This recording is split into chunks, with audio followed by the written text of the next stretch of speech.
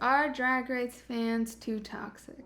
Are reality TV fans too toxic? Or are just fans in general too toxic?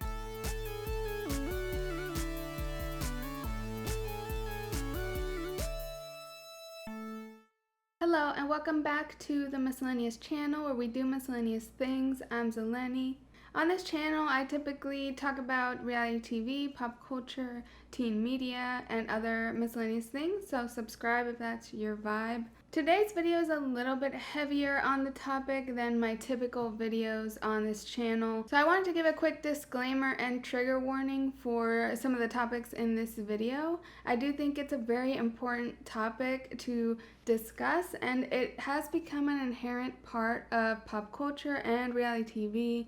So it's something that shouldn't be fully ignored. That being said, this video will include discussion of self-harm, suicide, death threats, harassment, basically all of the dark sides of being social media famous. If these topics trigger you in any way, please do not watch this video. Do not continue to watch.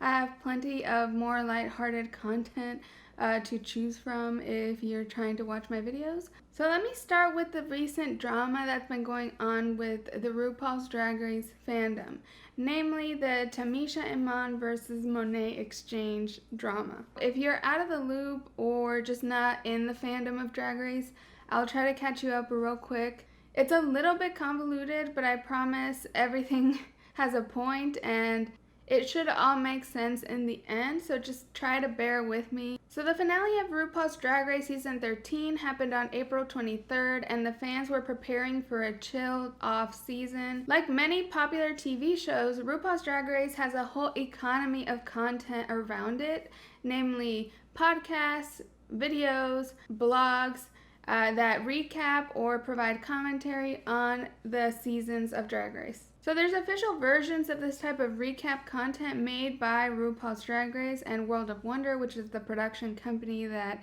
produces RuPaul's Drag Race. Fashion Photo Review or The Pit Stop are examples of this. There's also a lot of fan-made content made by just regular people, like the videos by Bussy Queen or Lee Dawson's Recaps. There's also a slew of this type of content made by previous winners of RuPaul's Drag Race or alumni of RuPaul's Drag Race, and it's become a really popular way for them to capitalize on YouTube, Patreon, podcasts, since fans really love to hear from their favorite past queens about the current queens of the RuPaul's Drag Race season. Here's where things got a little messy for season 13. On May 2nd, a queen from season 13 named Tamisha Iman went on Instagram Live and played a clip from one of these recap podcasts where the host negatively critiqued her outfit for that episode. The podcast she was playing a clip from was a show called Sibling Watchery, hosted by season 8 winner Bob the Drag Queen and All Stars 4 winner Monet Exchange. Those two previous winners have a very successful Patreon and podcast called Sibling Rivalry, and they added this recap show for season 13. So full disclaimer, I have been a proud Patreon of Sibling Rivalry ever since it began, I think a couple years ago, and they weren't putting out that much content, and nowadays it's so worth it. The dynamic between Bob and Monet is very argumentative siblings. They play a lot with each other, they're really funny, and they argue a lot. It is actually my favorite recap content at all on season 13. They're very honest with their opinions, but they keep it super classy. They don't attack any of the queens in a nasty way. They just critique the outfit or the performance in the challenge, things like that. They keep it pretty civil in general. So back to Tamisha Iman from season 13. She went on Instagram Live and played the clip from Sibling Watchery where they critiqued her outfit in a negative way, and then followed it up with talking about her feelings about that critique. She was generally pretty upset about how other alumni from Drag Race had been critiquing her all season, but she was particularly upset at Monet Exchange, saying that she got every opportunity she could to drag her the whole season. She could never say anything positive, and that basically Monet's whole purpose on the podcast was to put Tamisha down. So then Tamisha continued on to say that she was going to reboot her YouTube show and that on Tuesday she was going to read Monet's ass to filth and basically critique anyone who has critiqued her throughout the season. The way I am going to read your ass on Tuesday. And again, she emphasized that she was particularly making an example out of Monet Exchange. This Instagram Live basically launched chaos into the fandom. At first, it was pretty playful in general. A lot of fans were excited for some playful shade between queens. Even Monet's co-host, Bob the Drag Queen, was commenting funny stuff under the Instagram Live. Even Monet on her own Instagram story was like laughing about it. But even from the beginning, it was kind of confusing why Tamisha was picking on Monet specifically, because throughout the podcast of Sibling Watchery, Bob the Drag Queen and Monet Exchange both expressed a lot of support for Tamisha Iman. They bought her merch, and they never attacked her personally. They mostly gave her praises and only critiqued the outfits. They were not really Monet's taste a lot of the time. They're a little more like old school and traditional costumes. So by the time Tuesday rolled around, things had gone left kind of quickly.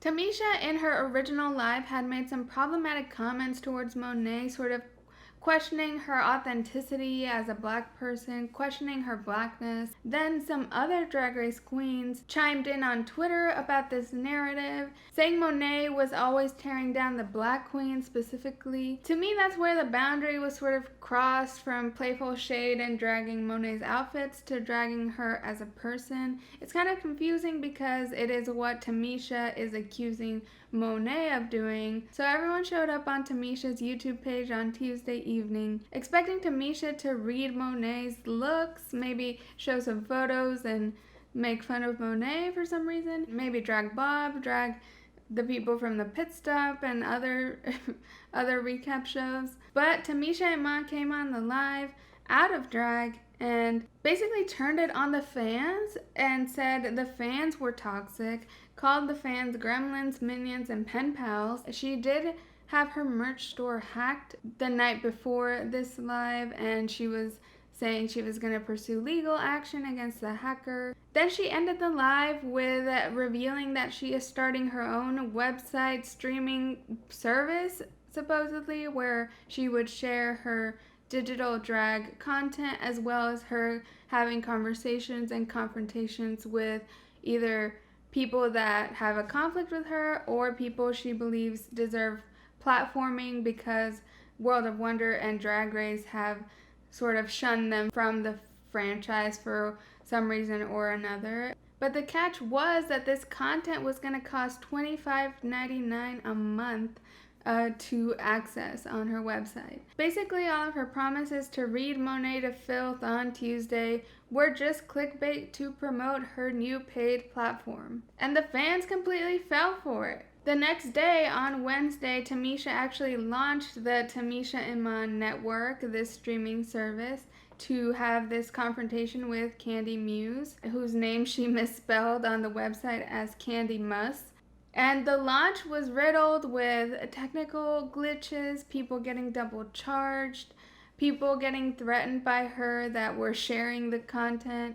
Tamisha also sent the link to the video to people that weren't paid subscribers, just people on her mailing list or people that had just visited her website. So the paid subscribers sort of got scammed because the video ended up being shared with everybody for free, despite a lot of her fans paying the $25.99 to access it. It was all a big mess, and it was sad to see a queen like Tamisha, who left Drag Race on a pretty positive note with a loyal fan base, sort of downward spiral so quickly, and it sort of seemed like the fans had gotten to her, the platform and the size of her platform sort of got to her, and she did not know how to handle.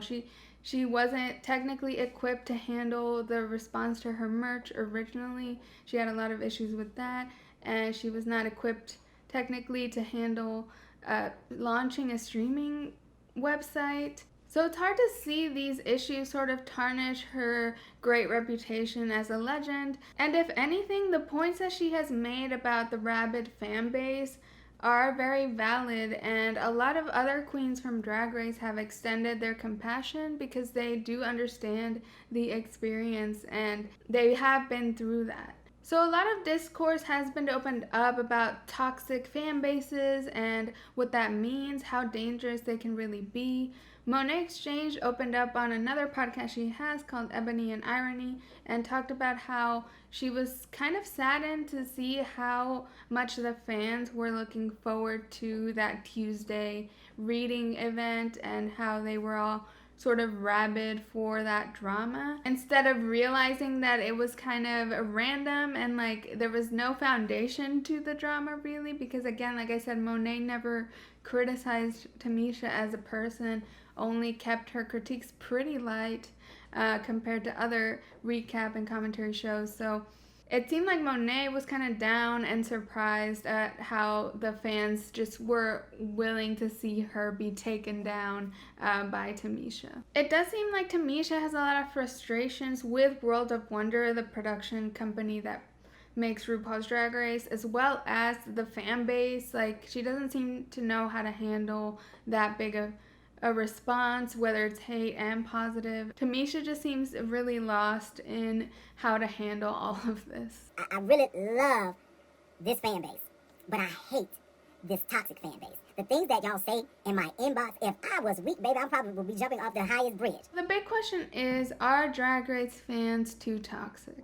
Are reality TV fans too toxic? Or are just fans in general too toxic? It feels like every fandom will say that their fans are the most toxic, like from Star Wars to Drag Race to YouTubers. Any entity with an engaged fan base seems to have these issues that stem from the broader societal issues that plague people in general, like racism, colorism, misogyny, fat phobia, ableism, etc. But in the modern era, they've all been enabled by one common denominator: the internet. So the severity of fan harassment is a relatively new issue that correlates with the rise of the internet. Before online forums, fans or haters could send hate mail or maybe boo from an audience. I think tabloids and paparazzi culture are the closest traditional form of harassment of famous people that is comparable to the abuse we see on social media today. But in general, our channels of communications to the famous people were pretty limited before the internet. In the age of the internet, social media has become an essential part of the job description of any famous person that is trying to keep their fans engaged or keep their fans informed. Fans have a direct channel of communication with anyone that has a social media presence, which is both obviously a huge blessing and a huge curse. We've seen a lot of celebrities be driven off social media entirely and in general avoid it, but many smaller influencers or celebrities or regular people rely on social media to work. Most of the time, the people we see sort of avoiding social media are sort of these more super famous people that sort of have the luxury of people already caring about them a lot. Huge artists like Lady Gaga were way more active early in her career on social media compared to now, and that is because back then she was trying to make a name for herself. So I do think the level of fame correlates with how much they can avoid the social media or not. So let me bring up the definition of cyberbullying just so it is very clear. Cyberbullying is the use of electronic communication to bully a person, typically by sending messages of an intimidating or threatening nature. I feel like the worst of it is using slurs at people, revenge porn, death threats, and saying things like kill yourself or harm yourself, whatever. Very, very damaging to a human being. Cyberbullying actually first became a term in the 2000s, and it was more about regular people experiencing it. So like teen girls mainly being victims of their peers, cyberbullying them into taking their own lives, into self-harm. That's when the term started showing up in headlines and news articles. It also very much correlates with the rise of smartphones. smartphones were integral into the rise of cyberbullying, because before then you had to be at a computer with an internet connection to bully people or make negative comments. And with the rise of smartphones, the phone was in everyone's pocket and there was such ease of access to messaging other people. So the ease of access combined with the anonymity of the internet created a culture of guilt-free harassment. So there initially wasn't too much emphasis on online harassment towards famous people, probably because influencers as we know them didn't even exist yet. There was also not that much mental health discourse as we see today, and toxic fandoms truly evolved throughout the 2010s into what we know today. There are plenty of toxic fandoms within like fictional media, like we can use Star Wars as an example for this. But the hate can sometimes at least be a little bit diluted between like the writers, the directors, the actors, and the fictional characters themselves. There are plenty of exceptions where the hate does fall on a scapegoat, like John Boyega of Star Wars got a lot of racist harassment, literally just for being like a black man protagonist of a Star Wars movie. So fictional media doesn't always have it easier, but I do think in general things can be a little more diluted. When you start looking at reality TV and social media influencers, where the fans are literally attacking a real person and that's all they know of the person. They don't know that person as a character. They don't know that person as someone that had a script, had a director that could also maybe be to blame for whatever complaints the fans have. Appearing on a reality show basically makes you an overnight influencer, so I'm just gonna use the term influencer from now on, but that includes reality TV personalities to me. So influencers have a really blessed life that millions of people covet, me included, but all magic comes with a price. And that price is constant online harassment and criticism of you as a person and your work, but a lot of times you as a person. So are Drag Race fans too toxic? Yes, but that's because people are toxic. People that have their reputations hidden behind anonymity are extra toxic, and people with ease of access where anybody can access that celebrity, that influencer, are extra toxic. So it is all kind of like this crazy combination that subjects these influencers to constant criticism and harassment. So what are the consequences of all of this? This is kind of the saddest part of the video, honestly. There have been like a million different instances, unfortunately, of varying severity of famous people and influencers struggling with cyberbullying and online harassment. But I wanted to speak about a couple of reality TV specific instances where the consequences of all of this harassment were fatal. So these instances really underline the importance of this topic and how truly damaging it can be to an influencer's mental health to be subjected to this type of abuse. This is almost kind of a warning in case you are someone that behaves in a nasty way on social media, if someone you love behaves nasty, how it can truly have fatal consequences. I wanted to speak about a couple of reality TV personalities from abroad that have taken their own lives partially due to online bullying and sort of the price of fame. One is UK television host Caroline Flack, who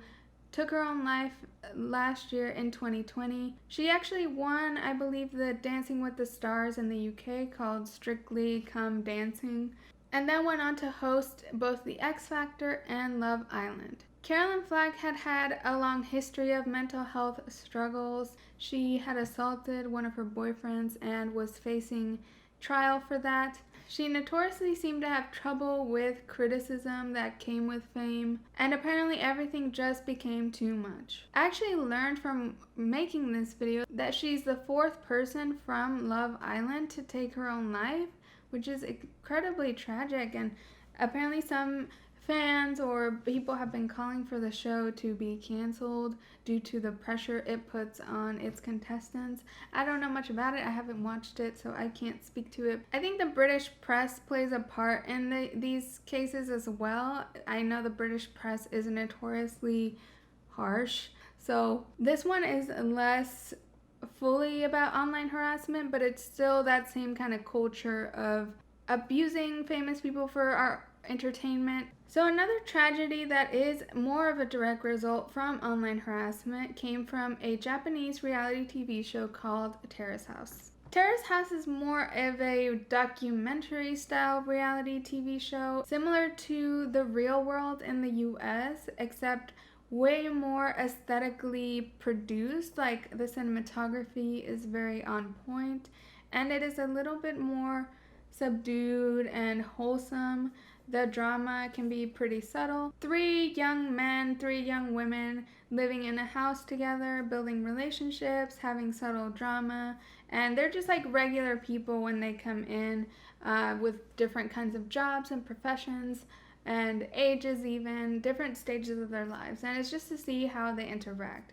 Usually within a season, it's pretty long and people come and go. So people will move out, new people will move in. Fans of it really enjoyed it for how it was different from American reality TV or British reality TV, and it was a lot more just like chill. It has a lot of montages of people making food. It's a pretty relaxing show, and the drama is pretty petty, more like little roommate spats, nothing that major the way we see on American reality TV. But last May of 2020, it was revealed that this show was not as wholesome as it appeared when a cast member named Hana Kimura took her own life while the show was still airing. Hana was pretty explicit in the part that online harassment played in her poor mental state.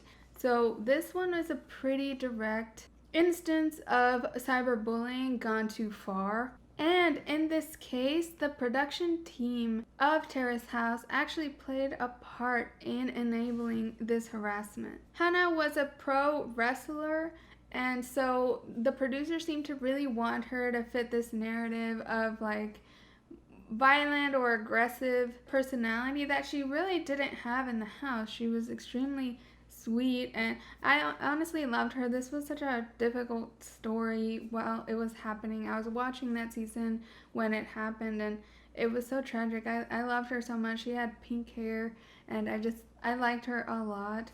It was just really tough to see, and on top of it, learn about all of this behind the scenes nonsense that she had to go through. So the producers basically were urging her to pick a fight with the housemate, and they wanted her to like slap him, and were really pushing her to do that. She was pushing back on them, saying like she didn't want to do that, she didn't care. She sort of compromised with them, and she like slapped his hat off his head or something. However, the backlash she received from this fight from the fandom was brutal. It was so intense. She got a ton of hate for it. And it was especially brutal because of racism and colorism within the fandom, because Hana was half Indonesian, mixed race, and had a bit of a darker complexion compared to the castmates. Hana had spoken with producers about her mental health struggles, her battles with self-harm, and that she was struggling with suicidal thoughts, and the producers did not remove her from the home. They didn't get her any significant help in any way. So now the show is facing a lot of legal repercussions from Hana's family because they allegedly produced this drama that got her all this backlash that was the tipping point for her. Netflix, who distributes the show in other countries, and Fuji TV, which is the production company of Terrace House, have stayed pretty silent on the issue, and they have canceled Terrace House indefinitely. The show ended mid-season just abruptly after Hana's death. So what is the solution to all of this? I don't particularly think that these toxic fans that harass influencers or famous people are watching this video. So it's difficult to just tell you, like, don't cyberbully, don't harass people on social media, even though it's the obvious answer and you shouldn't do that. There's also a line between like genuine art or content critique and sending hate to a queen, which was sort of what the Monet exchange and Tamisha Iman drama boiled down to. There was some discourse about whether recap and commentary shows and channels are ethical. Are they egging the fans on with giving the fans fuel to hate on certain queens? It's something I'm still figuring out as a content critic and commentator in general. Like, what is the line? It's fair to critique content, I believe, and it's never gonna stop because that's an important part of the artistic process and making content. But it's definitely nuanced. It's a fine line between, like, when a commentator has a huge platform, it can really just add fuel to those fans to give opinions and send them back to that queen. It's also incredibly important to keep in mind that everyone's mental health journey is very different, and small negative comments could go a long way in harming someone's mental health. So it's definitely a very delicate issue. There's not like a catch-all solution, really. To bring it back to RuPaul's Drag Race, a lot of times I see fans sort of criticize Drag Race itself, the show, for not speaking up more against cyberbullying. I don't know how much like RuPaul saying it would help. It feels like the young people that are being toxic aren't gonna listen to RuPaul say not to cyberbully queens. I'm not sure if that is the best solution. It can't hurt, so I still say it'd be good for the show to do that and take a stand, maybe do a little campaign. But it's also kind of like, will it truly help? I'm not sure. I do speculate that the show World of Wonder and RuPaul's Drag Race is trying to sort of stay out of editing queens too negatively or adding fuel to these hate trains the way before they were more comfortable orchestrating. And I don't think this is out of the kindness of their hearts at all. I do think it is to sort of not be liable if a potential tragedy does happen. The family of the victim can't come back to RuPaul's Drag Race or World of Wonder to say, hey, you produced this that caused all this hate, or you orchestrated this fight between queens that caused this chain reaction. I remember on season 12 of RuPaul's Drag Race, a queen named Britta Filter suffered from a lot of online harassment, and she admitted that she was led to self-harm due to the cyberbullying she received. So I do wonder if Drag Race has cut back on making reunions. Like in season 13, they didn't really have a reunion. They have cut back on making like big villain edits out of queens. And I do wonder if that is to cover their own butts if a tragedy does happen. I feel like if anything, Americans are good at drafting contracts. They're good at avoiding lawsuits and thinking in that way to not get into legal trouble, especially big entities like RuPaul's Drag Race. It's unfortunate that reality TV has come to this level that sort of ruins the enjoyment of the content itself for what it is. I don't know what the fix for this is. All I can do is urge you not to participate in it, to call it out when you see it if it's appropriate. I do hope anyone watching this isn't that type of person that is sending toxic hate to influencers in general. But I do urge you to challenge yourself to be more generous with your likes and your comments towards the artists and content creators you do love. I know on social media sometimes it's so easy to enjoy content more passively, but spreading some love and sharing your appreciation could go a long way for someone that you may not even realize is getting a lot of hate. So that's all I have for this video today. I know it was a bit of a heavier one, but I do think it's an important topic. Like I said, it has become a big part intertwined with reality TV and pop culture. It's definitely a huge phenomenon that is only going to continue to evolve.